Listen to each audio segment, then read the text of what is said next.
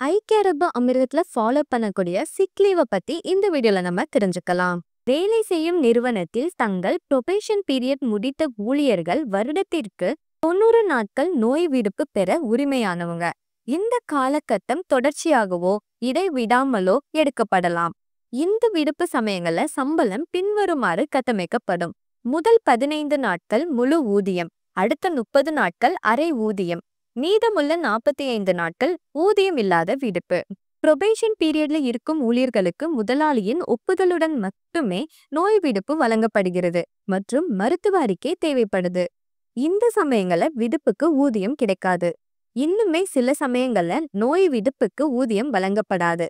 அதெல்லாம் என்னன்னா, ஊழியர் ப்ரொபேஷன் பீரியட்ல இருக்கும்போது மது அல்லது போதைப் பொருள் பயன்பாடு போன்ற தவறான நடத்தையின் விளைவாக நோய் ஏற்பட்டால், ஊழியர்கள் அமீரக சட்டங்கள் மற்றும் நிறுவன கொள்கைகளின்படி பணியிட பாதுகாப்பு விதிகளை மீறியதனால் நோய்வாய்ப்பட்டால், அமீரக தொழிலாளர் சட்டத்தின் பிரிவு 31 படி ஊழியர்கள் நோய்வாய்ப்பட்ட 3 நாட்களுக்குள் தங்கள் முதலாளிக்கு தெரிவிக்கணும்.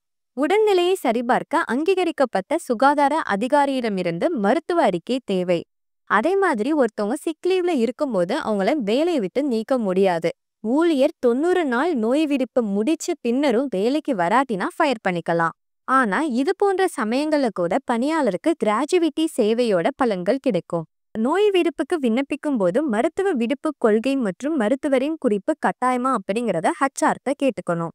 பொதுவா 5 நாட்கள் வரை லீவ் எடுக்க சான்றளிப்பு தேவையில்லை. 5க்கு மேல போனா நீங்க சர்டிபிகேட் கொடுக்கணும். அவ்வாறு சான்றிதழ் தேவைப்பட்டால் சார்ஜா மற்றும் வடக்கு எமிரேட்ஸுக்கு தனியார் மற்றும் அரசு சுகாதார மையங்கள் இரண்டும் மொஹாப் மூலம் சான்றிதழ்கள் வழங்கப்படுகின்றன. டிஜிட்டல் முறையில கூட நீங்க சான்றிதழ வாங்கிக்கலாம். மேலும் இது போன்ற லேட்டஸ்ட் ஐக்கிய அரபு அமீரக செய்திகளுக்கு நம்ம கலீஜ் தமிழ் சேனலை சப்ஸ்கிரைப் பண்ணுங்க.